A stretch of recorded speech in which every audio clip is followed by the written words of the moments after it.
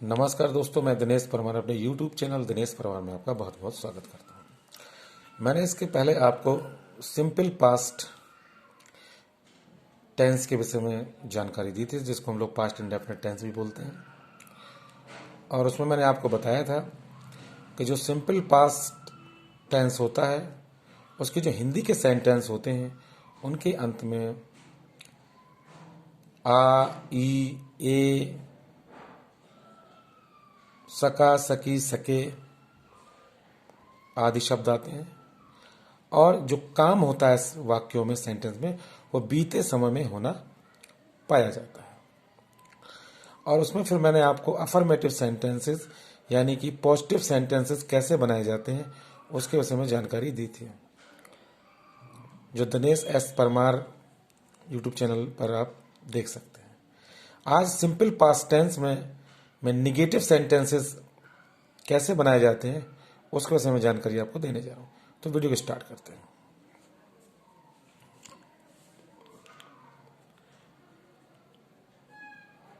Simple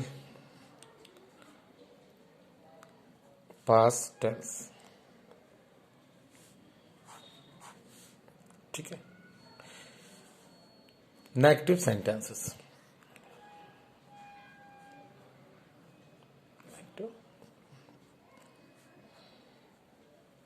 sentence. Positive sentence हम दोस्तों उन्हें कहते हैं कि जिनमें नॉर्मल से स्टेटमेंट होते हैं, कथन होते हैं। और नेगेटिव सेंटेंस उन्हें कहते हैं कि जिन सेंटेंस में काम का नहीं होना पाया जाता है, या हम ये कह लें कि सेंटेंस में नहीं आ जाता है। एग्जाम्पल तो वो निगेटिव सेंटेंस होते हैं जिनमें नॉट का यूज होता है। इंग्लिश में नॉट का यूज होता है, हिंदी में नहीं का यूज होता है, वो हमारे निगेटिव सेंटेंस होते हैं। तो सिंपल पास्ट के नेगेटिव सेंटेंसेस हिंदी से इंग्लिश में कैसे ट्रांसलेशन करेंगे, इसके रूल को देखते हैं। पहले हम इसका रूल समझ लेते हैं।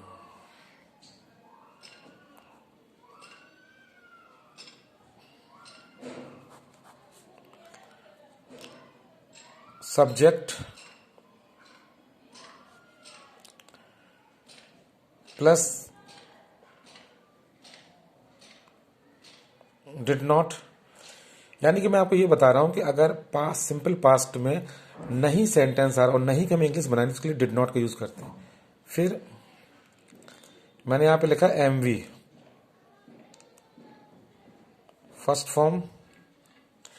एमवी का सेंस यहां पर है मेन वर्ब की फर्स्ट फॉर्म का यूज किया जाता है, जो एक्शन वर्ड होते हैं। डांस तो डांस हो गया, डांस फर्स्ट फॉर्म है, डांस्ड सेकंड फॉर्म है, ठीक है। ईट फर्स्ट फॉर्म है, एट सेकंड फॉर्म है, ईटन थर्ड फॉर्म है। तो ये मेन वर्ब कहलाती है, क्रियाएं कहलाती हैं।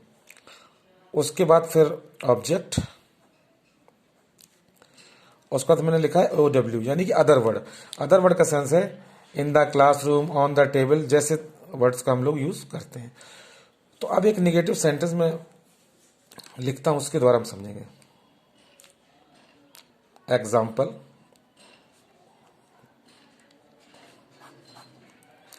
एक सेंटेंस लिखता हूं मैं। उसने मुझे नहीं बुलाया। बुलाया लास्ट में आ निकल रहा, तो ये पास्ट में। सेंटेंस को पढ़ने से भी ऐसा लग रहा है कि ये काम बीते समय में हुआ है। अब इसके इंग्लिश कैसे बनाएंगे? जैसे मैंने रूल ऊपर दिया है कि सबसे पहले सब्जेक्ट। सब्जेक्ट क्या होता है? जो काम, अगर इसमें बुलाने वाला काम हो रहा है तो बुला कौन रहा है? उसने, यानी ही।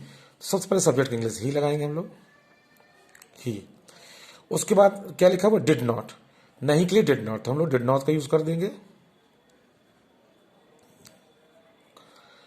उसके बाद मेन वर्ब की फर्स्ट फॉर्म क्रिया, तो यहां पर जो काम हो रहा है, बुलाया जाने वाला काम हो रहा है, call, first form, he did not call. और उसके बाद ऑब्जेक्ट, किससे बुला रहा है? ऑब्जेक्ट मी, यानी मुझे।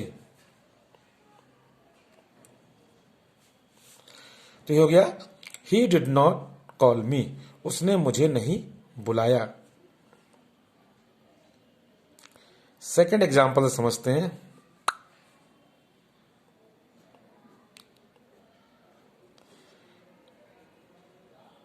मैं कल दिल्ली नहीं गया। इसी तरह ये भी है। और दोस्तों मैं बताना चाहूँगा कि जो हम जो एग्जाम्पल लेते हैं, बहुत इजी एग्जाम्पल लेके चलते हैं, सरल भाषा के एग्जाम्पल, जिससे हमें सेंटेंस का नेचर समझ में आ जाए कि सेंटेंस को हम बनाते कैसे हैं। बस आपको ये ध्यान रखना है कि पास्ट इंडेफिनिट का, सिंपल पास्ट का नेगेटिव सेंटेंस चाहे जितना बड़ा हो, आपको ये फॉर्मूला याद रखना है कि सबसे पहले सब्जेक्ट की इंग्लिश बनाएंगे, फिर नॉट के लिए डिड नॉट लगा देंगे, फिर मेन वर्ब की फर्स्ट फॉर्म लगाएंगे, फिर ऑब्जेक्ट लगाएंगे, फिर अदर वर्ड लगाएंगे। इस तरह से में करते हैं। सब्जेक्ट हो गया आई, नहीं के लिए डिड नॉट,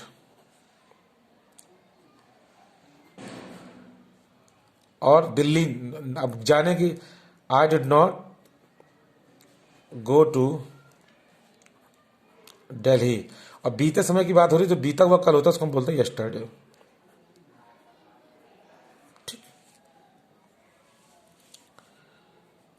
समझ में आ रहा है दोस्तों? अब इसमें मैंने आपको सिंपल पास्ट में अफर बताया था उसकी पहचान, कि कभी कभी वाक्यों के अंत में सका, सकी, सके भी आ जाता है पास्ट में।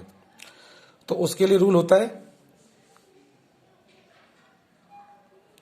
सका, सकी के लिए हम लोग क्या करेंगे, COULD, could not plus main verb की फर्स्ट फॉर्म का यूज करेंगे। वैसे कुड क्या होता है, कुड कैन का पास्ट होता है, और वो ये शो करता है कि बीते समय में, यानी भूतकाल में, यानी पास्ट में, अगर आपको अपनी क्षमता, ताकत, मेंटल एबिलिटी शो करना हो तो कुड का यूज होते हैं। अब इसको भी एक एग्जांपल से मैं समझाने की कोशिश करता हूं आपको।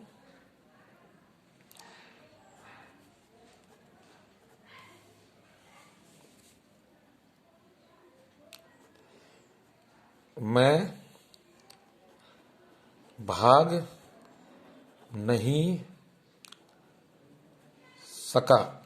मैं भाग नहीं सका, यानी कि वो भागना तो चाह रहा था, बस कैसे क्षमता है, ताकत नहीं, तो भाग नहीं सका। तो सिंपल है, सब्जेक्ट आई, फिर कुड नॉट,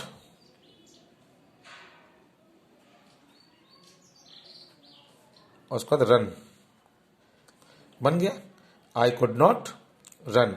अब मैं भाग नहीं सका, मैं गाड़ी नहीं पकड़ सका, मेरे पापा कानपुर से वापस नहीं आ सके, वह एग्जाम नहीं दे सका, वह पास नहीं हो सका, वह नौकरी नहीं पा सका। तो सबको कुड नॉट के साथ बना देंगे। अगर और सका के अलावा सेंटेंस के अंत में पाया भी आ सकता है। जैसे एग्जांपल, वह खा नहीं पाया, मैं जा नहीं पाया। तो दोस्तों आप समझ रहे हो ना कि यहाँ सका सकी तो नहीं आ रहा, लेकिन पाया से भी ऐसा लग रहा है कि वह ऐसा काम कर नहीं सका। उस जैसे वह गाड़ी नहीं पकड़ पाया, ये भी बोला जा सकता है, यानी कि हो सकता है वो जल्दी ना पहुंच पाया हो, या वो दौड़ा हो लेकिन गाड़ी तो निकल गई, स्टेशन में पहुंचने से पहले चली गई हो। तो वहां तो पाया से भी भूतकाल की क्षमता का प्रदर्शन होता है। तो अगर कभी भी सेंटेंस में ये आ जाए, जैसे मैंने ये लिखा, मैं भाग नहीं सका, तो इसके साथ ये भी हो सकता है मैं भाग नहीं पाया, तो भी हम बनाएंगे आई कुड नॉट रन। ये भी कह सकते हैं कि वह एग्जाम दे नहीं सका, या ये भी हो सकता है वह एग्जाम दे नहीं पाया, तो इसके लिए भी हम लोग कुड का यूज करेंगे। ठीक है, ये बिल्कुल याद रखना है, कभी भी सिंपल पास्ट जो टेंस होता है उसमें ताथा तीथे नहीं आते। अगर आते हैं तो ये हैबिट प्रकट करने लगते हैं बीते समय की। तो हमेशा इनमें जो हिंदी वाक्य होते हैं उनके अंत में हमेशा आ, ई, ए, सका, सकी, सके याद आते हैं। जैसे मैंने उसे कलम दी तो ई देखो आ रहा है, वो मेरे घर आए तो देखिए ए आ रहा है। तो बस इतना याद रखना है कि अगर पॉजिटिव सेंटेंस है तो सब्जेक्ट, मेन वर्ब की सेकंड फॉर्म, ऑब्जेक्ट और अदर वर्ड। अगर सेंटेंस नेगेटिव है तो subject, did not, main verb की फर्स्ट फॉर्म और ऑब्जेक्ट। और अगर सका सकी वाला भी पॉजिटिव सेंटेंस है, मैं ऑलरेडी बता चुका हूं, फिर भी मैं रिमाइंड करा रहा हूं, तो भी आप उसमें कुड के साथ वर्ब की फर्स्ट फॉर्म लगाओगे। और सका सकी वाला सेंटेंस में अगर नॉट आ जाता है, नहीं आ जाता है, तो भी कुड नॉट के साथ वर्ब की फर्स्ट फॉर्म लगाओगे। अब आपका रहता है जब कभी नहीं,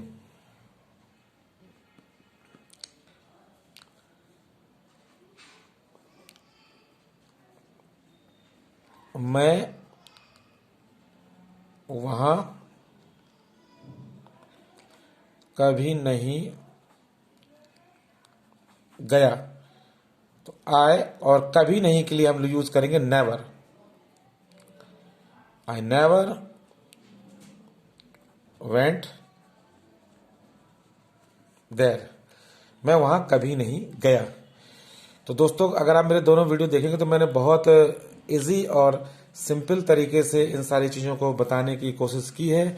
अगर आप, क्योंकि यही एक तरीका होता है कि हम टेंस को समझें, क्योंकि अगर हमें बीते समय की कोई बात करना है, बीते समय की कोई घटना दिखाना है, कि अगर हम ये चाहते हैं कि अगर हम लास्ट ईयर दिल्ली गए थे, दिल्ली में क्या खाया, कहाँ घूमे, कैसे, अगर इंग्लिश में बताना है तो विदाउट पास्ट इंडेफिनेट टेंस या सिंपल पास्ट या पास्ट टेंस की नॉलेज को आप नहीं बता सकते हैं।